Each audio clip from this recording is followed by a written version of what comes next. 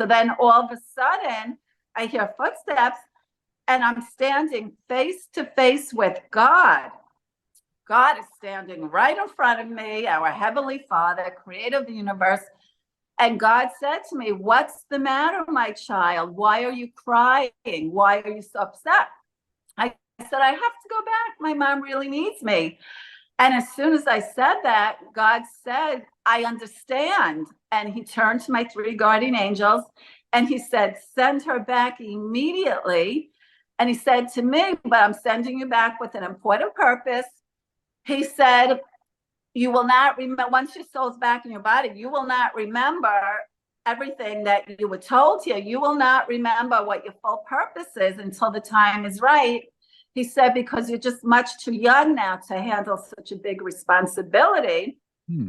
Being God's messenger would be a big responsibility for even a grown-up, but let alone a teenager. So I told him that I understood. And there's a little bit more that went on in heaven, which, I'll save that for my book because I just don't like to tell everything, and I don't want to ruin it for the people who are going to read it, because you wouldn't want to go see a movie if you knew like everything, the whole ending and everything. So anyway, I hugged God and my guardian angels, and I said to my guardian angels, "I hope you're not upset," because they had really wanted me to stay in heaven with them. And they laughed and they said, "Of course not. We'll be watching over you for the rest of your life, and you're going back with an important purpose." And they said, "We'll be waiting for you again in the light when your time is up." And I said, "Thank you." And my soul went back through that long, dark, speeding tunnel. And just before my soul was back in my body, I saw and I heard everything going on in the dental clinic. The dental hygienist was still performing CPR on me, and the dentist was frantic. He was screaming because the hygienist said there's still no pulse, still no pulse. And the dentist said, "We can't, don't give up, don't give up. Oh my God, she's only 14. We have to get her back. Don't give up, keep trying."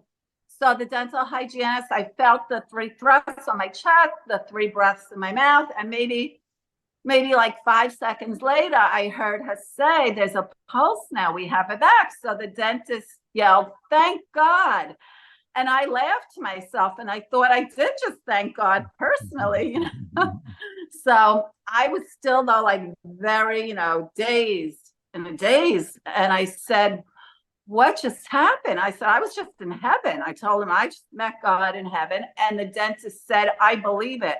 He said, "You were gone." He said, "We were giving up on CPR almost. We just could not get a pulse back." So he was still crying. He said, "Do you forgive me?" And, I knew it was an accident. And I mean, I thought it was pretty cool that I just came face to face, with God in heaven. So I told him that I forgave him. And he didn't, of course, he didn't finish filling the cavity. And he said to my mother, something went wrong with the nitrous oxide. I couldn't finish her cavity. And then he said, "Take her home. And if she doesn't feel well, take her to the emergency room."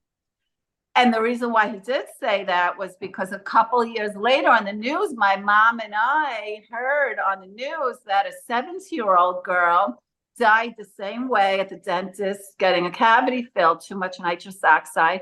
And they were able to revive her too. But then when she went home and she went to sleep, she was found dead in the morning. Wow.